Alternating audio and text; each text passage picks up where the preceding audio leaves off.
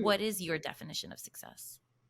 Whenever I think of success, I think of like this hamster wheel. It's like this hamster wheel of people trying to like get from one happy point to the next happy point and the next happy point.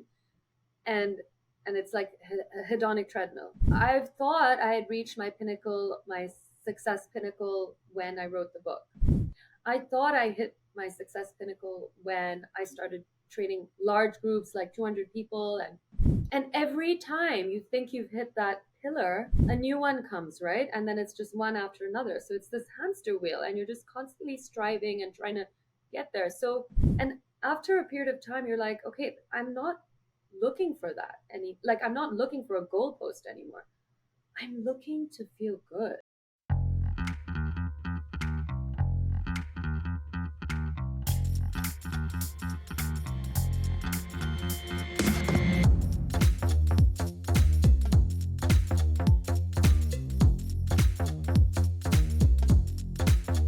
Hi, and welcome to Indian Explorers. In this podcast, we talk about Indian success stories. I am Sabrina, and together with my co host Amit, we will get to understand the journey of our guests and what drives them.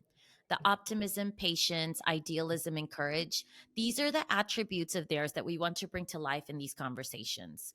If you enjoy the show, please hit the subscribe button and share it with others. Hey, how's it going? Good evening, Sabrina. How are you? Good evening. Doing well. How are you? Good. I think this is the first podcast we're recording at night. It might, maybe. Yeah. I should Mm, have a glass of wine, but instead I have a cup of tea because yeah. I'm a little under the weather. But, a guest wants to be on our show, so I'll do it. Well, you look good for being under I the weather, know. Sabrina. I know, Mm. don't I? Just kidding. So, today we're going to be speaking to a life coach. And before the pod, I was trying to explain to my mother what a life coach does. And Mhm. I don't know if I did an awful job or she didn't understand, but she basically said, "Isn't that what parents do? Like, we help you, we give you confidence, we try and educate you so that we set you on the right path, But do and then all off you parents go." actually do that? They educate us, they pay for that, they motivate us, they give us love and warmth and guidance. Ours did, but not all do, right? Yeah, I don't know. Anyway, Maybe. I can't wait. I I can't mean, wait. there's so many life coaches that I see like on LinkedIn. So I'm curious to see how she got started and, how she competes with others. Sure, sure. How was your Black Friday, Cyber Monday shopping spree? Good. I was like this the whole time. No longer the desktop, everything on the phone. It's just easier. We had family in town, so we're all sitting on the couch. The girls are like sharing, "Oh, look at this. Look at this. Oh, Zara has a sale. Ooh, Target has a sale." What was your most expensive purchase? I think dresses for an upcoming wedding. No Okay. electronics. And what was the total budget that you spent online on? Gosh, you're asking a lot of questions. A couple $100 on a dress. Okay, no, I said the total, Sabrina, Oh, not total. Total? total. That's not much. Few 10 hundred grand. dollars. No, few hundred. If 10 grand, there better be some electronics in there. Yeah. We got new pillows. Just Okay. random. It's like random stuff, right? Do you Yeah. do that? Like, is this a US thing or do you guys do it too? We spend more money on cyber. There are cyber events. There's Cyber Day and Cyber Monday. Those are 3 days and Hmm. 3 days. And those Black are spread Friday, across the year. yeah, one's in May, end of May, and the other one is in October. It's like Amazon days Yeah, here. so just 6 days in the year where everyone goes crazy. Okay. But I notice now we copy every holiday and everything the Americans do. Okay. So Halloween now here is as big as it is in America, right? Okay. With everyone wearing those stupid costumes. But Black Friday, is there a real discount? Like, how much you think you saved out of the $800 you spent? How much would it have been at full price? Do you do that calculation? I don't. I just look to see if there's a discount and then I'll buy it. So I don't know if I'm actually saving anything, but I look at I look at clothing stuff. I don't go to Walmart. I do look at Amazon. and Yeah. Target. Maybe I should look at Walmart. Um, and then this was the first year on Black Friday that my cousin and I and my mom went to the mall. I mean, it had been years, years and years Was it that empty? it wasn't empty, but it wasn't packed like it used to be. You know how, here in America, 5, 6 years ago, I feel like it kind of stopped. Maybe around the COVID years it stopped, where at midnight people would rush to the malls and to Walmart and We've seen Target. the Well, fights. I've seen the yeah, fights that online. that I don't even hear about anymore. And maybe that's why it's gone down, because people are online shopping. Yeah. I've never So been to a Walmart. I've lived in Manhattan and I've lived in Miami, as you know, in all the time Dade. in the US, you've never been to a Walmart? No, I feel FOMO. I feel like I'm missing out. No, you're not. No? No. Okay. You've been to Target. Yeah, Target and Best Buy and all the other US brands I So, kind of know, Staples. But Walmart, is there a Wal? No, I haven't been to a Walmart. I'd love oh, to. I'll take you next time. I actually feel like Walmart had stepped up its quality of items. Like they actually have like cute kids clothes now. Their toy selection's good, and I'm talking about all the kids stuff because you and I have Yeah. kids. Um, Decor for Halloween, Christmas is good, things like that. But if you're going for also like bargain pricing, it's a great place. TVs, that's a great place to look. So it's funny because when I lived in Laredo, which is right on the border to Mexico, um, I would go to a Walmart for certain items that I wanted because I knew they were cheaper there. But one time I was actually like some man started following me and What, stalking inside me. Walmart? Yes. And I had to go to the front and ask the cashier to um like to have the camera on me or to walk me out to the car also after, because I was terrified. I mean, this guy was literally following me. It's You were never alone? happened at Target. I'm sure it happens everywhere else, but it just happened to be at a Walmart. But I still go to Walmart. Just it depends what I'm looking for. It's like if I want to save money, if I want to look and walk around and make it an experience, then I go to Target and buy Wow. unnecessary things. Wow. That's a Yeah. scary story. Yeah. So I did find though, I was shocked that I actually thought Amazon was closer to being the largest retailer in the world now, to Walmart. But Walmart just blows Yeah. I think Amazon still. I was I think shocked that by that. they're the largest employer in terms of companies in the world. Only the Hmm. U.S. Army, you know, the U.S. military has Uh, more employees is that true? than. Yeah, I think Walmart was in 2 million. Amazon was in 1.5 million employees, and I think the U.S. military was like 2.5 million. Again, these may be old stats, but Yeah. you know, So I'll tell you Walmart. stats of 2022. In terms of revenue in the billions, Walmart generated 572.75 Yeah, billion.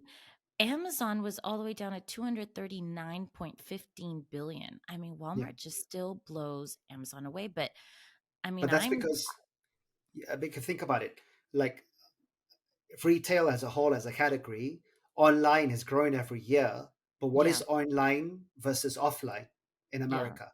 Isn't it still like 35% of all retail is online and 65 is offline? I don't know the number, but think about it. Walmart is the biggest grocery yeah. supermarket in America, And I 56% believe of the grocery is revenue. their biggest brings in their most revenue, correct? 56%. So if Yeah, you think about it, Amazon started only online, Walmart started only offline, yeah, right? Then Amazon adds, Prime. Walmart now has Walmart Plus. Amazon has fulfillment centers. Now Walmart has their stores are fulfillment centers, right. right? Amazon has this advertising billions of dollars that come in because of their marketplace. Guess what Walmart has now? Walmart has marketplace, and now they're introducing ad revenue, and they've even tied up with Shopify, so all the Shopify sellers can now sell in the Yeah. Walmart Whoever marketplace. gets to each Yeah, category first. yeah. Okay, can you guess which came in third place with regards to revenue? You mean after Walmart and Amazon? Uh-huh. Target? No, Costco. Oh, obviously. Yeah, Yeah. Costco. Yeah, And yeah. then where do you think Target ranked? I like asking you these questions. In the top 20, where does Target rank?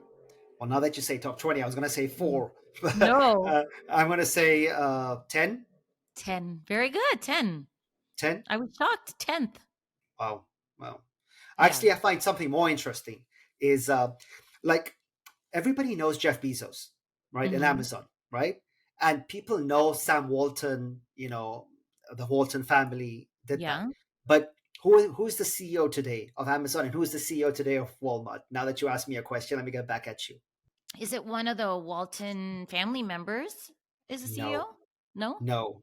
It's a guy who was in high school, started his internship at Walmart Stop. And just worked his way up. when he That's was awesome. 18. When he was 18 at high school, his name is Doug McMillan, right? Okay. And last year he made a salary of $24 million, Oh, right? wow. Which Hmm. is 930 times the median salary at Walmart, right? So the Amazon CEO, his name is Andy Jassy. Jeff Bezos said, "I want you to be the CEO," and he ran the most profitable division of Amazon. You know, the AWS, the Okay. cloud Yeah. service, Hmm. right? So I mentioned $24 million was the salary of the Walmart CEO. In COVID, in the first year of COVID, because Andy Jassy has shares of Amazon, his net worth, his wealth went up not $24 million, $24 billion. That's insane. Insane. Wait, I want to go back. You said AWS, the cloud, was the most profitable division of Division. Amazon? Sure. Yeah. Oh, Because Amazon doesn't make much money, right? In terms of what they sell, they make advertising revenue, they make commissions when people sell their products. But those are yeah. small margins. And Whereas AWS they own. their Mhm. cloud business that they run, they started it for themselves and then they opened it up for everybody else. Yeah. And that is the highest gross margin and most profitable business. Okay. I didn't So know that. yeah, yeah. But I thought the guy started the CEO of Walmart in 1984. He did an internship when he was in high school, and for the fact that now he's a CEO and making $24 million, That's awesome. pennies on the dollar. That's awesome. So today we have Puja Kirpalani with us. She is the founder and CEO of Inner High Living in Singapore and is a certified international NLP, neuro linguistic programming master practitioner, trainer, and life coach who has trained several organizations in the science of communication. She is also an author. She wrote the book Whole 11 Universal Truths for an Inspired Life. The book features 11 chapters that guide you in navigating your way to happiness through understanding the science and practical advice behind virtues or qualities that matter. She is known to be a gritty optimist with perfectionist tendencies and a mother of two inspiring children. Her work has been featured on Elephant Journal, BBC World, Forbes India, Deccan Herald, the Economic Times, amongst others. So without further ado, welcome Pooja. It's nice to Thank have you here you. with us. Thank you for having me today. Hi, Pooja. Um, hi, Amit. Hi, Sabrina. Pooja, I, Good to see you. Pooja, I feel like we've met. I just don't remember where. You know, it's so funny because when I got your message, I got a bit of a flashback feeling, like as if like, wait, I know him. And then I was remembering, I think when we were in college in London, and that's, I mean, at least 20, I don't know, 22 years We're ago. talking about King's College, or Yes, I was at King's okay, I was at College. King's as well. Yes, and I think, and I don't know if we met there or perhaps we have common friends, being that we're Cindy, right? Sure, guilty. So Life coach. What yeah. is a life coach? If you can explain it to me, so then I can go and explain it to my mother. Ah, okay. All right. That's a good one. Okay. So it has to be I've had basically many. basic layman terms. I basically had many people say, "Can you coach my mom?" It's like, okay, I guess this is a generational thing. So okay, so there's different types of life coaches. You have life coaches which are specialized in CBT, NLP, like me. You have generic life coaches which have done some accreditation with ICF, and I personally took the route of neurolinguistic programming, which is NLP. And um, it's an interesting story because I went into life coaching not thinking I'd be a life coach. I went into it to, better myself first. And then I kind of, got persuaded to do the master's in NLP and then the train the trainers. So a life coach is just someone. So there's a difference between a counselor and a life coach. A counselor or a therapist is someone that you go and you speak to, and they tend to give you advice. So they will tell you, okay, do this, do that. They'll listen to you, of course, but there's a huge the difference between a life coach and a therapist or a counselor is that the counselor or therapist will turn around and give you, kind of like a structure of what to work with.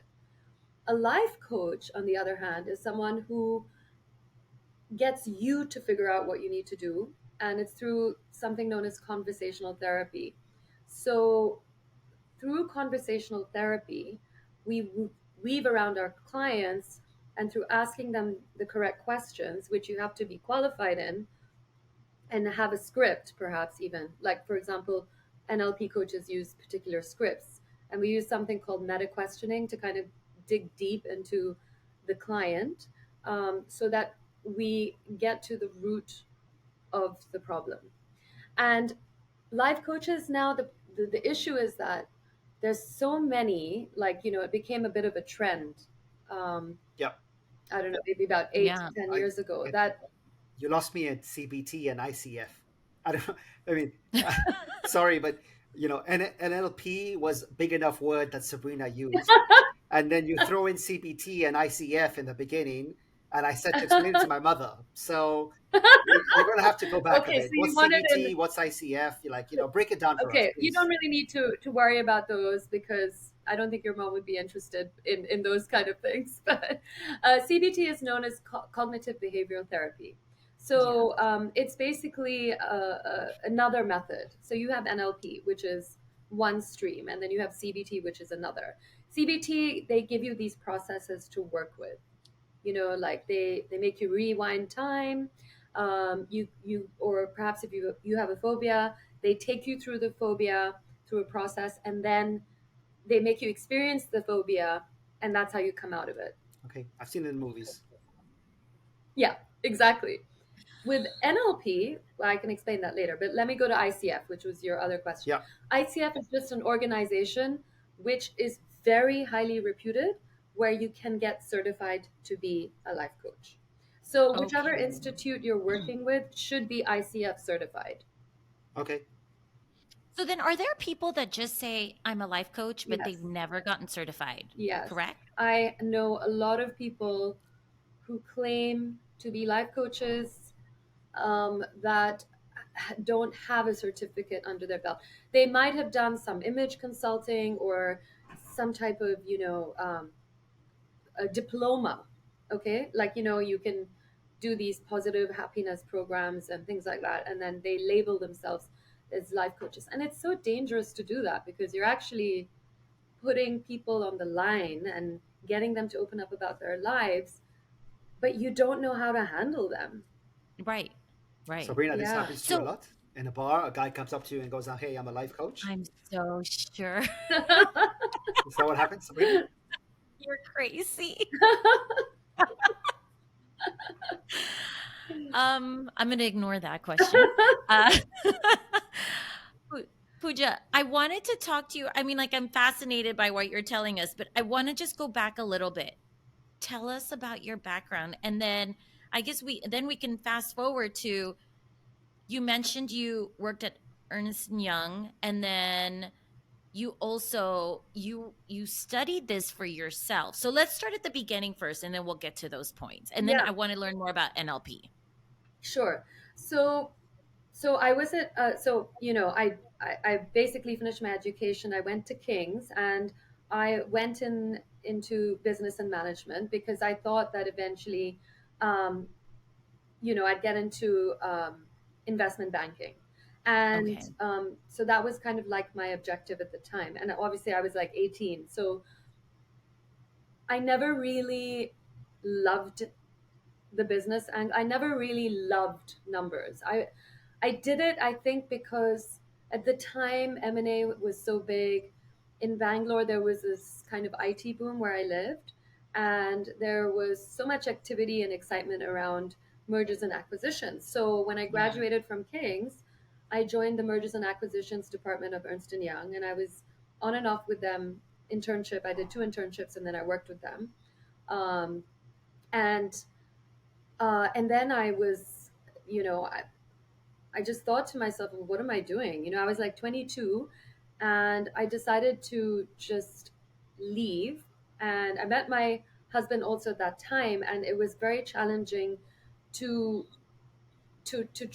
he was in Boston at the time, and I was in Bangalore. So the travel, in those days we didn't have cell phones, so it was really stressful, to to uh, to meet. And so, with our schedules, we decided that he would move to Asia and that I would leave Ernst and Young and join my dad's company because that was more flexible. And so I set up for my dad's company an export arm, which is known as Page Garment Exports. And we did a lot of export of underwear with Marks and Spencers and Benetton and a Slovenian company called Beatty. I mean, all, and then it just grew. And then I got married 2 years after. Then I got married, moved to Jakarta, had both my kids. I was 28, had both my kids back to back.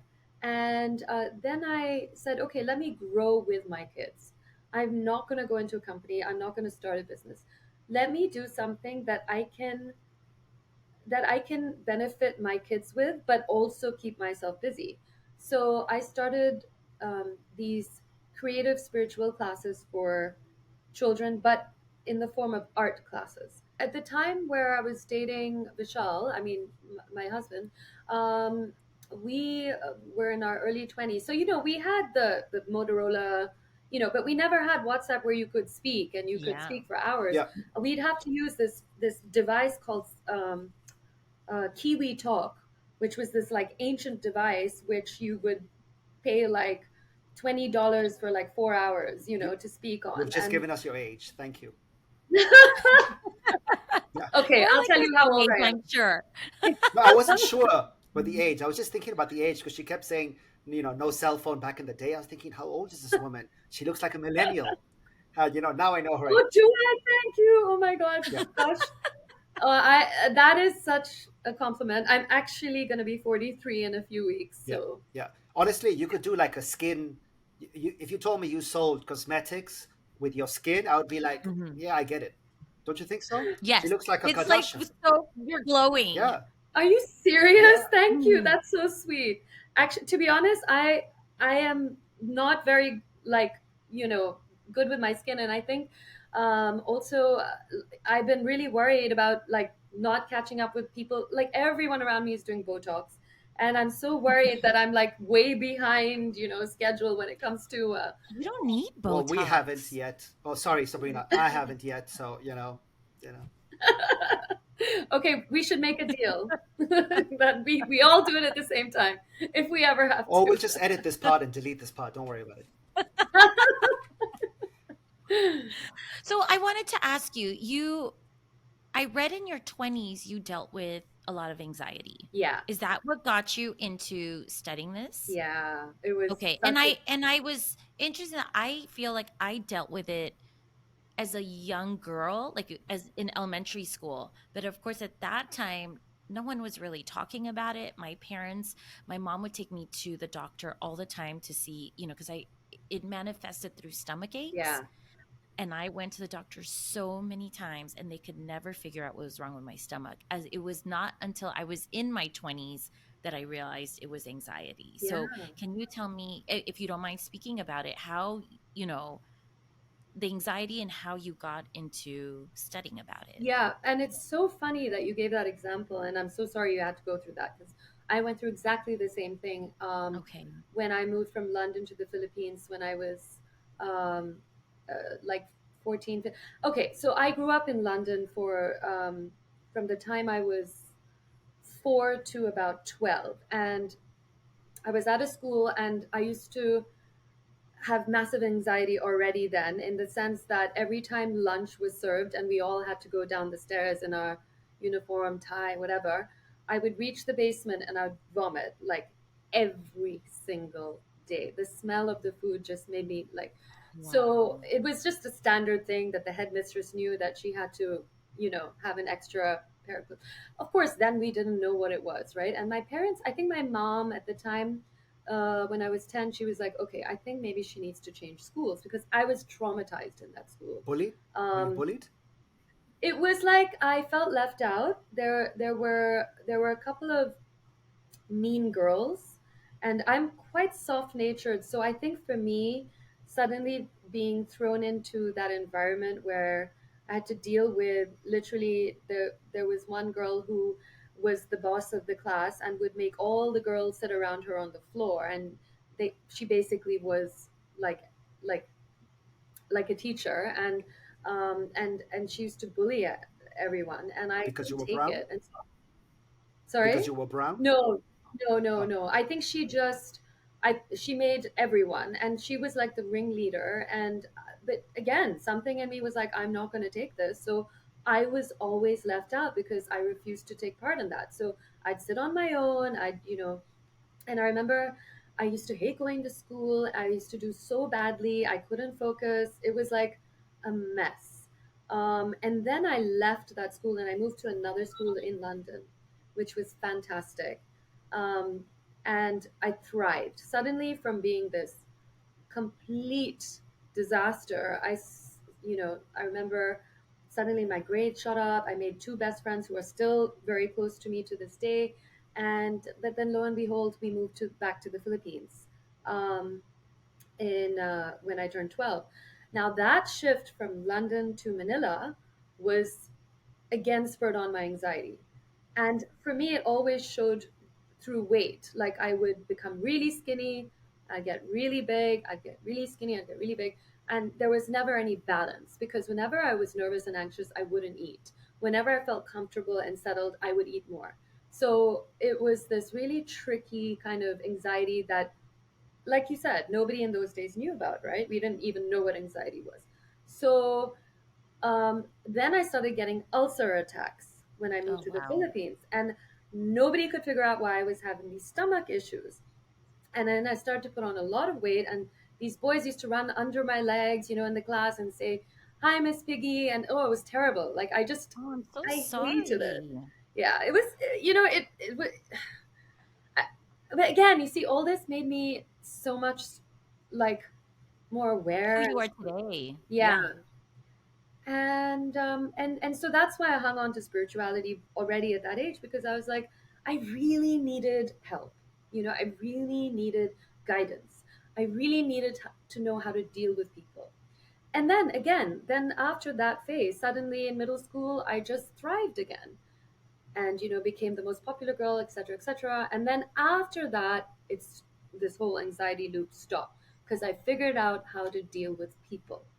I figured out how to also feel good about myself at the age of 15, 16. I realized that, you know, my body belonged to me, and like it wasn't at the mercy of, you know, um, my anxiety. And so I started to get really healthy, really fit. And then that was the time when my dad said, okay, look, well, let's bring jockey to India.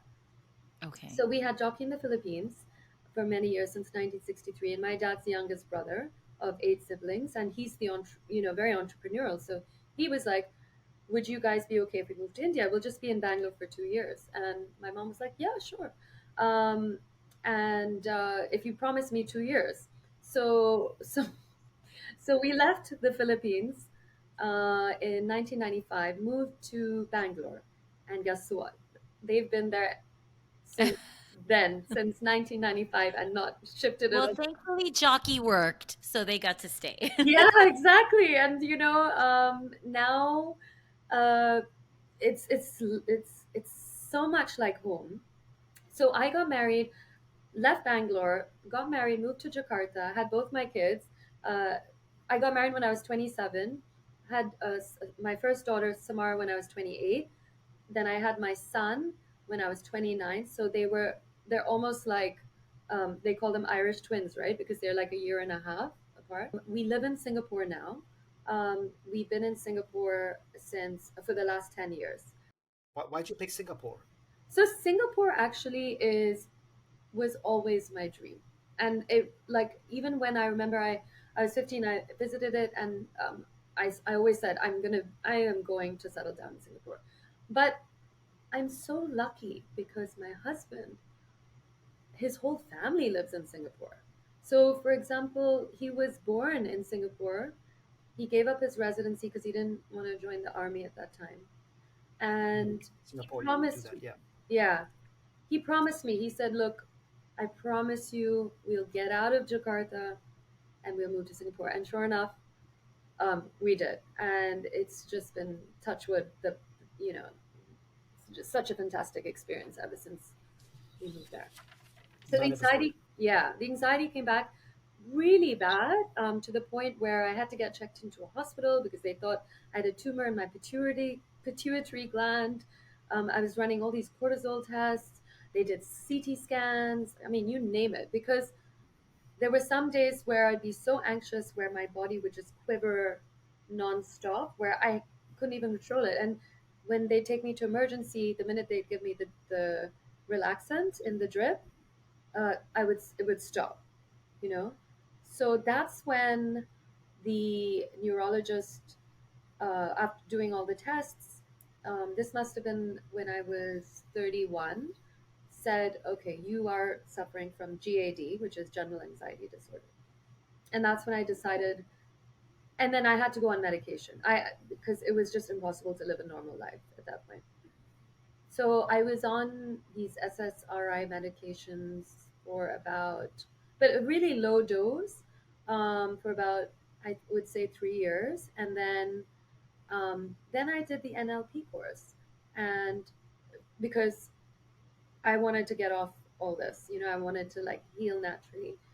By then I had pretty much recovered, and I started to throw myself into this field, and I was using all the processes on myself. So when I was doing the course, I realized how useful the process is, the hypnotherapy, because NLP has a lot of hypnotherapy and guided hypnosis to really help you kind of get rid of phobias and fears. And Okay. yeah, And you teach this to corporations as well. yes, that's So right. how give us an example of that? How do you teach NLP to Yeah. in a business? So this is the cool thing about NLP, and this is why I love teaching it, because it has two strands. It has the healing, the spiritual life coaching strand, and it also has the business aspect, which is the persuasion skills. So how to communicate non-verbally.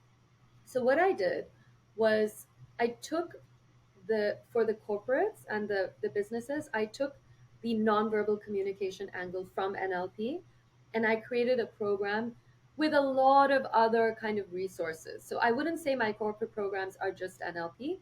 They're also a mix of work with Robert Cialdini's work.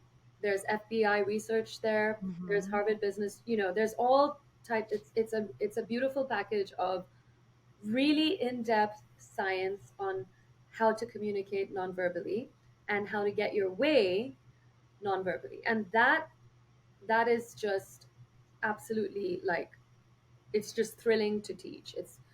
I get so excited, and people are just blown away because You you need know to do online classes because let me tell you, several years ago, I worked in the nonprofit field and I was at an organization and we do a lot of fundraising, yeah, right? For it was the Leukemia Lymphoma Society. yeah, And our executive director asked me, and it was funny. She asked me year after year, "Hey, our retreats coming up. What do you think? Is there something you think we should see in these retreats?" And I said, we need to do a course on nonverbal cues. Yes. It's perfect for fundraising, sales, Eh, I mean, it's yes. you pick up so much from relationships and interactions. And she just dismissed it year after year. And so I purchased a book written by a former FBI agent as well. And I find it fascinating. I've learned so much. I wish I had the name, but we'll put it in the notes. But Yeah. um, amazing that you learned that you connected with FBI agents to learn this, correct? So I actually during COVID was meant to go and do a actual face-to-face course with one of them. But then, and I remember I had my ticket, my hotel, and then everything shut down.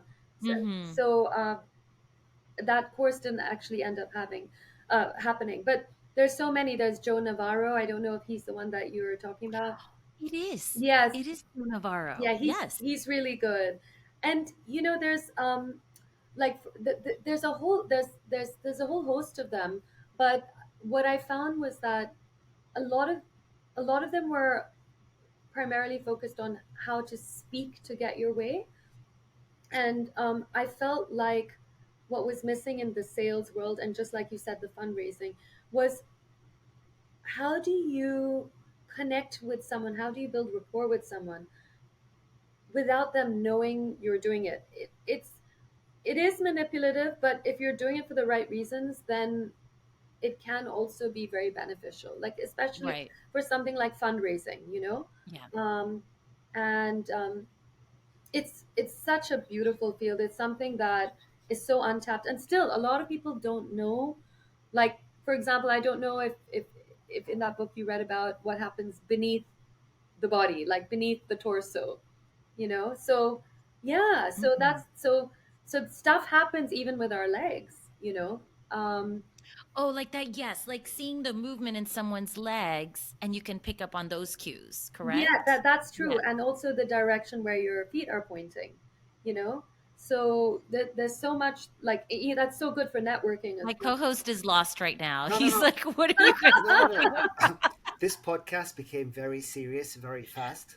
I'm not used to it. I, I'm like fascinated by your I, work. I'm not used to. I think you're amazing, by the way, Pooja. I think you're amazing. Like what you're telling me, and I'm learning. Oh. But usually I like to have a laugh and a good time, and all of a sudden we're talking about bullying, and I like the Botox conversation more. But no, no, seriously, I think you're incredible. Your story is amazing. And Yeah. then to make things worse, you become an author. And I went on Amazon and I said, okay, let me ask her about her negative reviews. And I'm just thinking, this book changed my life. This book was amazing. I'm trying to find negative reviews to ask this girl an I interview. ordered it, by the way. I What wanted did to read you? it before, but we scheduled it so fast, so it's on the way. So I Oh, will. Yeah, Yeah. okay. Thank you. and when everything is like such good reviews, I'm thinking, wow, who did she pay in China or India to write all these reviews? No, look at her Instagram. It's so positive, and like the content is amazing. So, No, but yes, tell us about Well, your book. Tell us before about that, your thank book. let me you. ask the Okay, go ahead. question. Yeah, because Yes, go so for it. the book is called Whole 11 Universal Truths for an Inspired Life. The 11 Yeah. truths discussed are willpower, creativity, integrity, humility, alignment, self care, awareness, acceptance, altruism, courage, and forgiveness. My question is, which was the hardest chapter to write and why? Oh, that's a good question. No one's asked me that Well, it's before. a different kind of pod. You're in the big leagues now. You're in the big league. I'm feeling that. I'm feeling the vibe. You know, each chapter I wrote came at the time where when it was with what I was struggling with. So I would say that the chapter on service was tough because I understood the concept of service and giving unconditionally, but somehow as human beings, it's hard to also do that, right? So I was trying to like grapple with all the research, and I was like, okay, what is it about service, unconditional service, or going out there and helping people, which is what I do for a living, but how do you really do it without any expectation of return, Sorry, I right? didn't mention service in the 11 chapters that I mentioned. Which one was service? Willpower, creativity, integrity, humility, alignment, self-care, awareness, acceptance, altruism, courage, and forgiveness. Which is service? Under altruism. Oh, okay. I was wondering what that word meant. Yeah. Sorry. Yeah. Yeah. All right, Okay. fine. Sorry, Sabrina. Go ahead. No, so that was that was challenging. And then the other thing that was challenging was alignment. I found it really tough to write that chapter because it I couldn't put it into words. Like, how do you explain how you're aligned? Like, how do you explain alignment in word form? It's a feeling, right? It's like when you're in alignment, what you say what you're going to do it. You know, you stick to your word. Your body and your mind are united, you know, and it's so hard to get there too. So I would say I struggled with that one as well. I struggled writing that because I couldn't quite put it into words, you know. Okay. Okay. Which which virtue do you think resonates most with your readers? You know, everybody who I speak to, they say that the chapter on willpower Okay. was really good, and the forgiveness one as well. And those seem to be the two popular So the ones first and the because last. So people read the first yeah. chapter or they read the last chapter. So either they just read the first and the last, and they skipped everything, and they wanted to impress me and said, "Oh, you know," no, Probably. I'm kidding. Probably. Oh, well, yeah, you never know. Um, Well, I look forward to reading it. I really do. I'm so yeah, and please give me your feedback. You know, I did have some feedback. Somebody's actually a guru once recently told me, he said, you know, there's a lot of science. You could have made it a little less a little less sciency. So that was good feedback for me too, because Yeah. see, I work with the mind, so I can't do fluffy stuff. If I'm gonna write something, it has to have a lot of neuroscience behind it. So And I science is factual. So it's providing evidence to your reader. Yeah. And I Yeah. think honestly, because his English wasn't so strong that he was grappling with it. So it's okay. Everyone has different opinions. But whoever I do speak to and who has the copy, what they do is they keep it on their bedside. And they just, if they're struggling with something, they will go and they'll open that chapter. And that's actually why I designed it, kind of like a Bible. It's like, okay, you know what? I'm struggling with like getting my creative juices going today. Okay, fine. Let me go to creativity. Got um, it. or you know, how can I like handle people and you know do it in a humble way? Okay, let me go to humility. Or for example, this a really nice there's a really good chapter on the content in that chapter is on the fear of failure, but actually Hmm. masking behind the fear of success. So like Okay. what's blocking us from getting from point A to point B is we think it's because we're scared of failing and what will people say if we fail, whatever, but it's actually the fear that we might succeed and the side effects of success, what comes with success. So that's also something that people also really resonated with. I think Uh, I think feedback is overrated because you've already written the book. It's not like you're writing or going to amend it.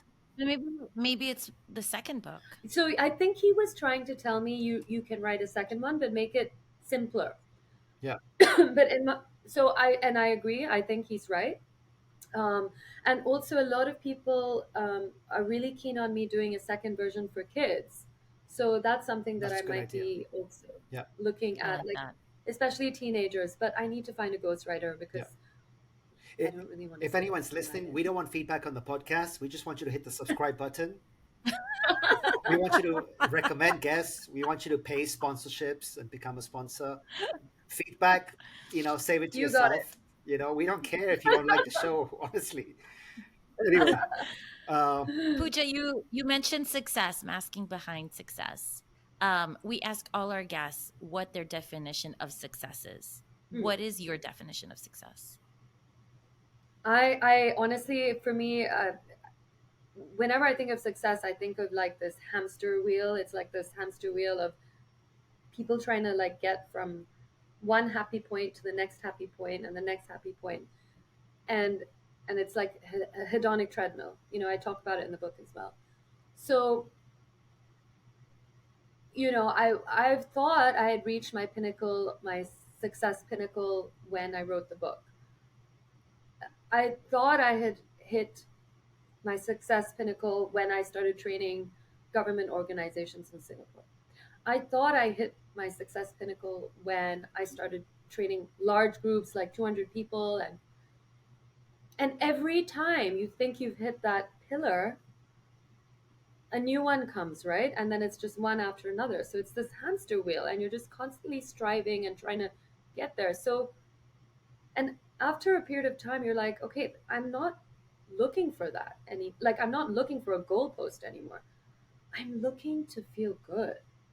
And so whatever it is I'm doing now is not for of course results are great, but it's about that feeling of like internal alignment. Like that's my success measure. If I'm doing something and I feel like crap, like if I'm forcing myself or pushing myself and I don't feel good about it, but yet I get those results, that's not success to me.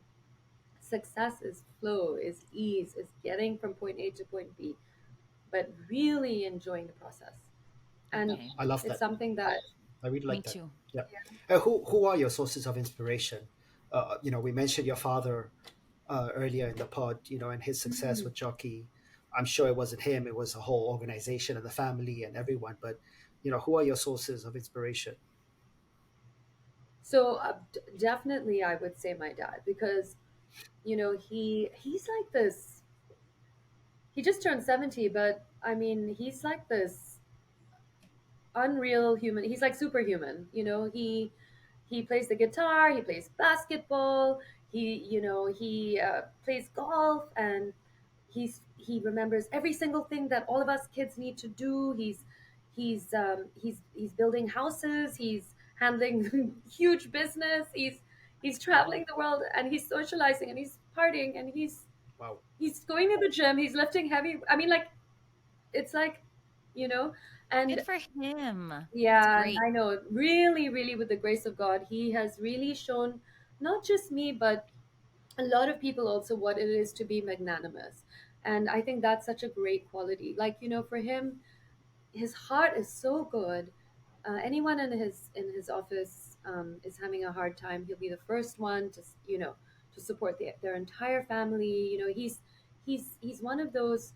He's known to be very magnanimous in nature, and he doesn't do it for he's not interested in fame. He shies away from newspapers. You know for him, it's not about that. He does everything with integrity. He does everything the right way, with passion, with love, with balance. But he never wants to hurt anyone. And also, he always taught me, because I used to complain a lot as a teenager. I used to say this person did this, or when I was at Ernst and Young, I said the boss is so mean, he makes me work so late, it's not fair, he's lecturing me in front of everyone. And I'd come back and I'd be in tears, and I'm like, I don't want to go back tomorrow, I don't want to go. And I'm like in my 20s, right? And my dad, he was so sweet. He would comfort me, and then he would explain to me. He never complains. He never has anything bad to say about anyone. He's always looking on the flip side, So he would, give me like, explain to me that, actually, like, he'll give me the flip side of it. And I couldn't be more grateful for like all his advice. He, even in his own life, he never complains about anything. He's That's always great. looking at the positive. It So sounds he's been a huge one. it sounds like Yeah. we interviewed the wrong animal today. I think you need to interview him. You know, we make mistakes. But I have a lot of people inspired, that even my mom is also, whoever knows my mom, she's like an angel. She's a living angel. she's Aw, she's amazing. And she's behind my dad a lot. She's a visionary, so a lot of credit goes to her, for everything in our family and in Are our you house. 50 And mom, 50 dad? What are you? I would say, if you're asking me about business, No, I'm asking you.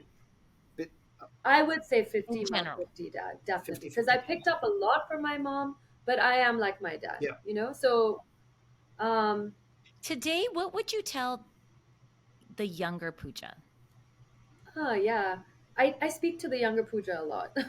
Do you? Yeah, I really feel bad for the younger Puja How because, much younger? like, young. I know. I'm Some of talking them. about like, you know, 13, 14, Oh, 15. pre-Botox.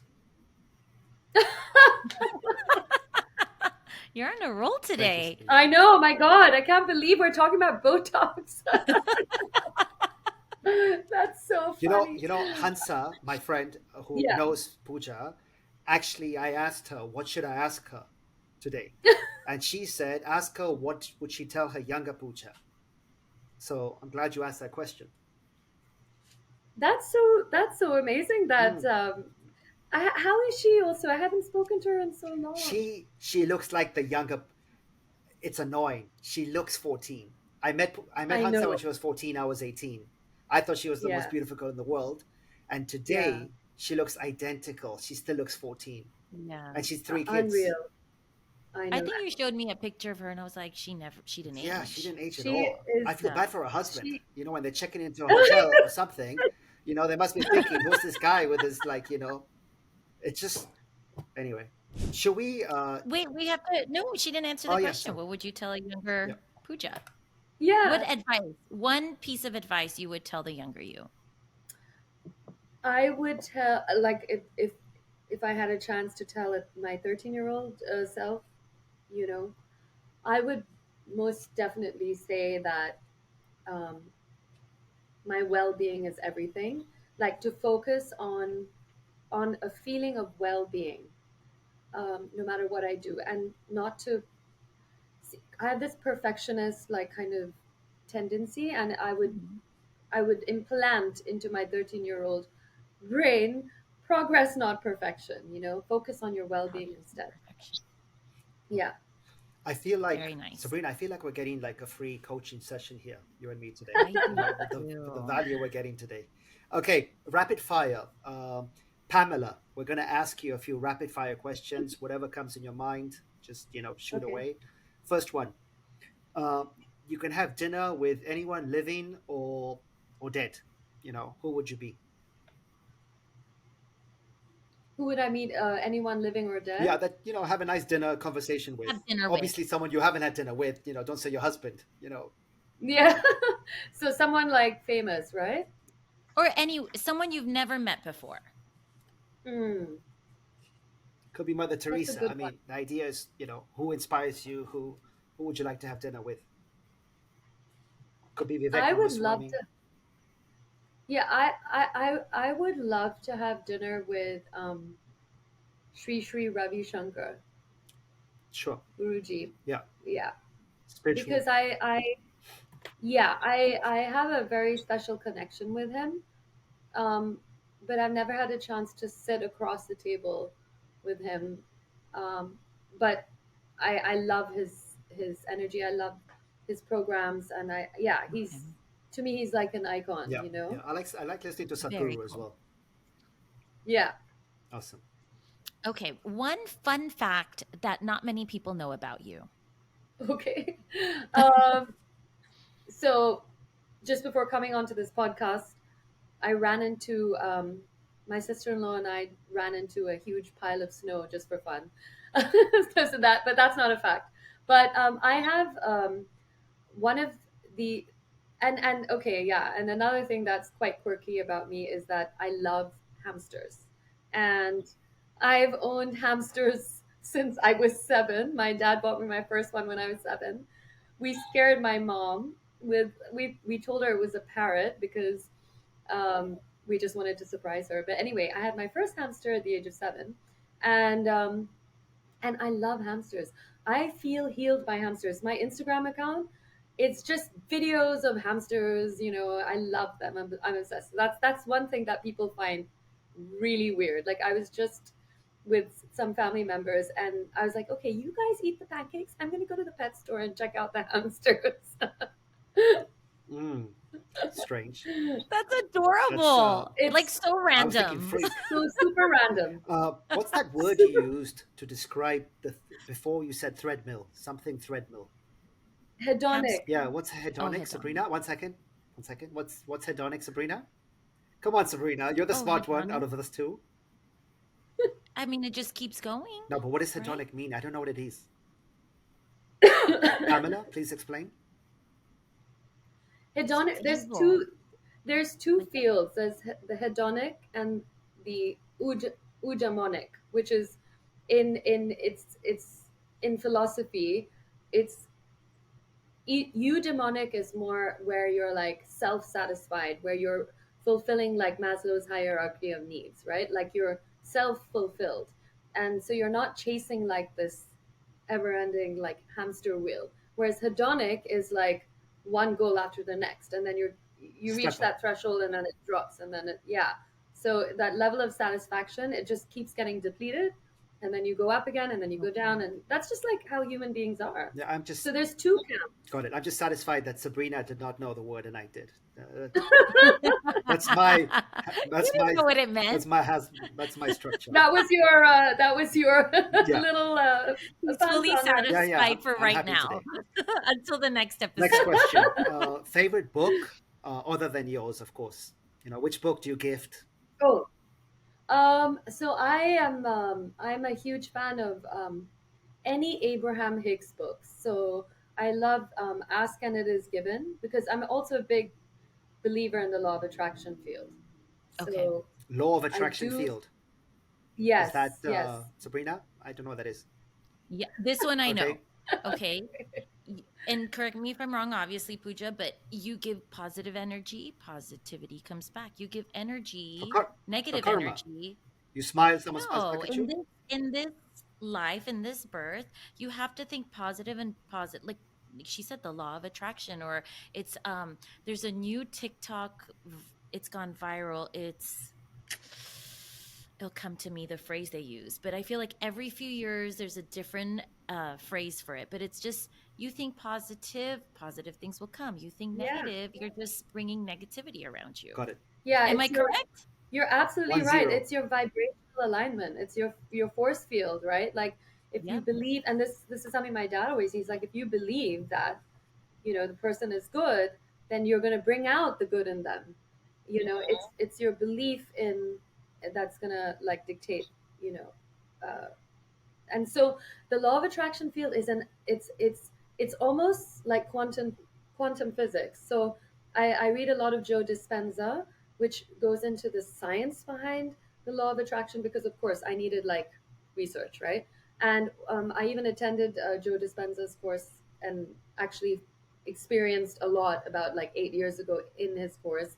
All of us did. We all experienced, some crazy kind of experience. And so after I did his course, I was like, oh my God, this is another field I'm obsessed with. And so then I got introduced to Abraham Hicks, and through Esther Hicks. And so I read a lot of Abraham Hicks books. And I read the three series, which is The Vortex, Ask and It Is Given, and The Law of Attraction.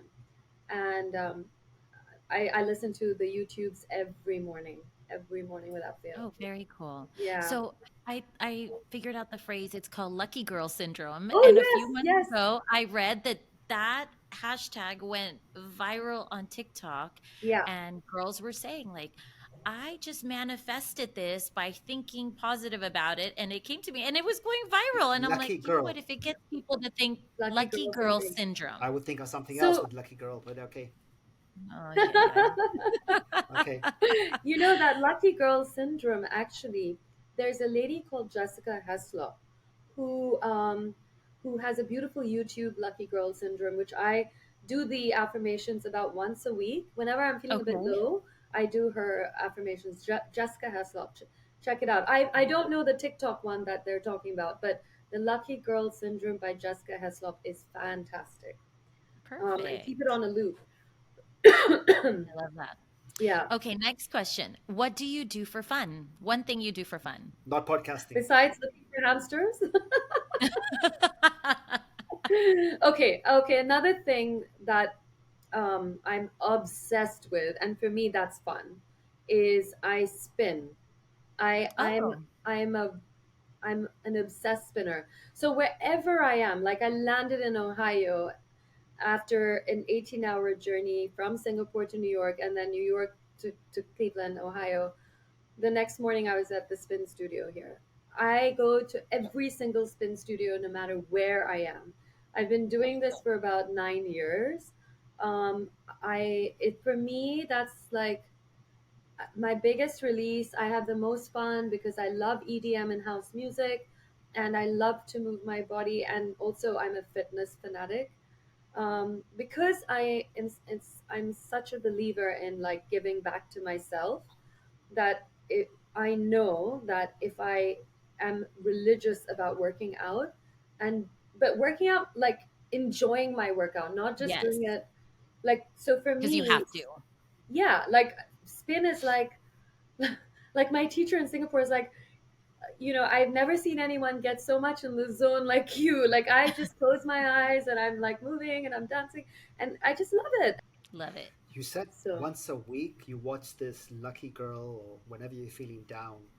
It doesn't seem to me that you're a girl who ever goes down.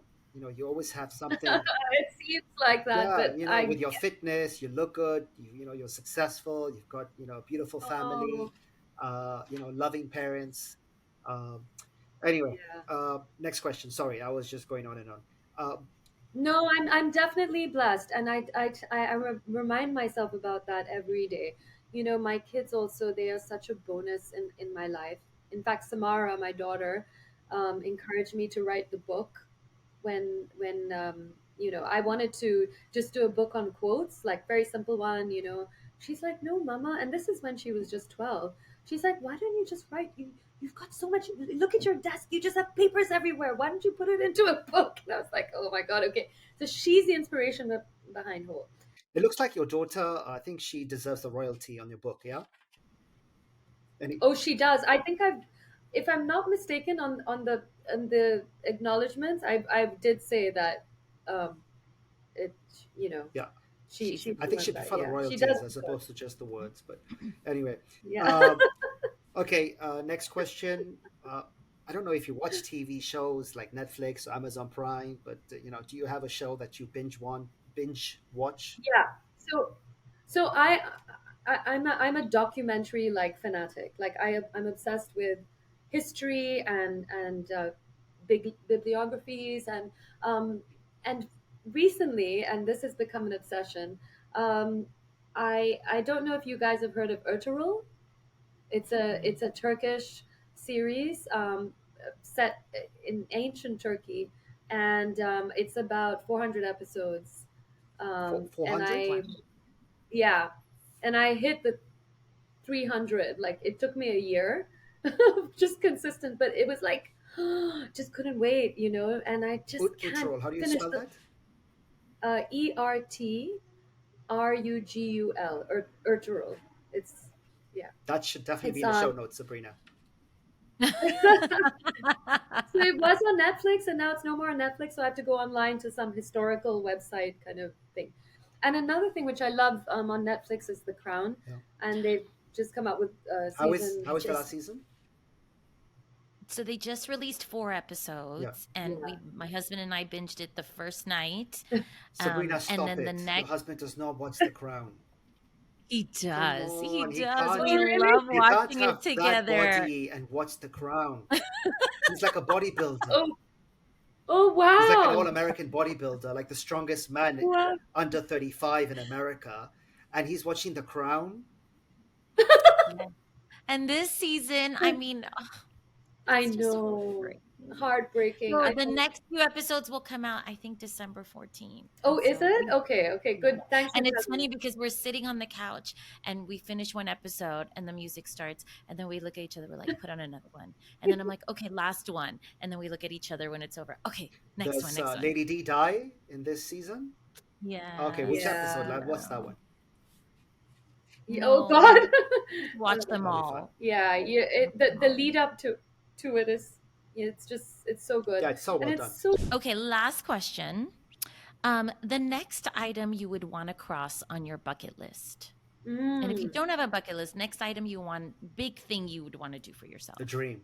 Oh, for myself, like, Yeah, yeah. Let's be selfish for a minute. yeah, I know. Actually, I haven't really thought of that, but okay. So this is something that I've been toying with quite recently. Um, is I would love to actually teach spin in addition, like as a hobby, like, get certified in soul cycling. It's just such a passion of mine that I don't ever see it going away. And so I was thinking to myself, well, I've been doing it for so long, and I'm advanced, and I find it easy, and I know how, I know exactly what the movements, and I was like, why have I not thought of this before? Maybe this is something. And again, I'm not, we talked about success. This is not like a milestone or something that I want to achieve. I know that if there's something that is destined in my timeline, or that if, like, work related, that something pops up, I'll let it happen, but let it come organically and naturally to me. I actually, I don't even set milestones for my work anymore. I just let it flow. If something comes, I take it.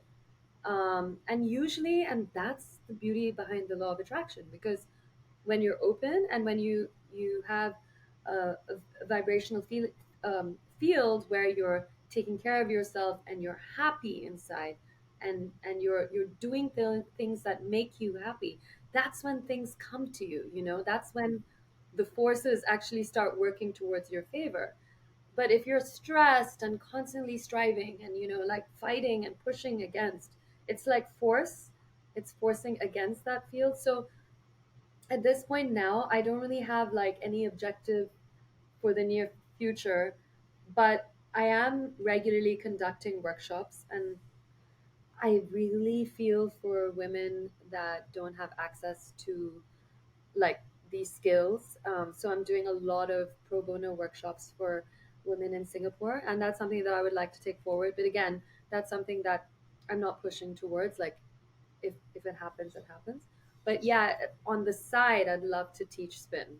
Yeah, Very that's cool. something. It's just I like that. literally come to me like over the last, since the summer, and I keep saying it, and then I just keep getting scared to do the course.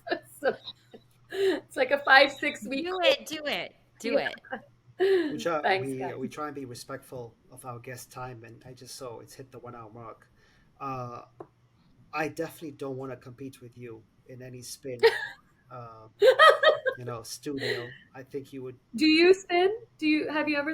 No, no. I No. see people And have spinning you and gone Before? sweating, and I no. I'm a foot. I play football, so no. For me, spinning is. Oh, I like Pilates, but that yeah, also I just don't get the time with the 3 kids now. yeah, But yeah.